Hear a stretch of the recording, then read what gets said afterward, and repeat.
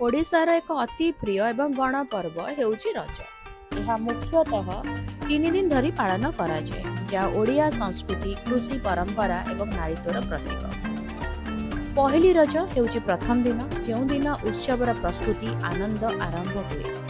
द्वितीय दिन रज संक्रांति, जहाँ एक मुख्य दिन, ताहाको मिथुन संक्रांति मध्य कुहाଯାଏ।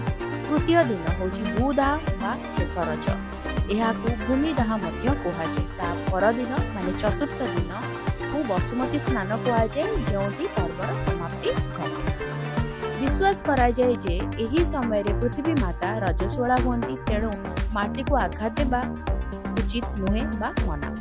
अर्थात एही 3 दिन चाष कार्य बंद रहे एवं केही खाली पादरे चलती नाही।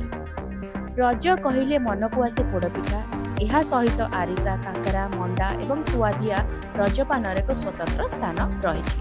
ଗାଁ ଗାଁରେ ବଡ଼ ବଡ଼ ଗଛରେ ରଜଦୋଳି ଲାଗିଥାଏ। ଝିଅମାନେ ନୂଆ ପୋଷାକ, ପାଦରେ ଅଳତା ଲଗାଇ ଦୋଳି ଖେଳନ୍ତି ଏବଂ ରଜ ଗୀତ ଗାଆନ୍ତି। ରଜ କେବଳ ଝିଅମାନଙ୍କ ପାଇଁ ନୁହେଁ, ବରଂ ପୁରୁଷମାନେ ମଧ୍ୟ ଏହି ପର୍ବ ଆନନ୍ଦର ସମୟ। ସେମାନେ ବାଗୁଡ଼ି, ତାସ, ଲୁଡୁ ଖେଳି ସମୟ ଅତିବାହିତ କରନ୍ତି। ସଂକ୍ଷେପରେ ଯଦି କହିବା, ରଜ ପର୍ବ ହେଉଛି ପ୍ରକୃତିକୁ ବିଶ୍ରାମ ଦେବାର ଏବଂ ଓଡ଼ିଆ ଘରର ପରମ୍ପରାକୁ ବଞ୍ଚାଇ ରଖିବାର ଏକ ଉତ୍ତମ ମାଧ୍ୟମ ଆଉ ସୁନ୍ଦର ପରମ୍ପରା।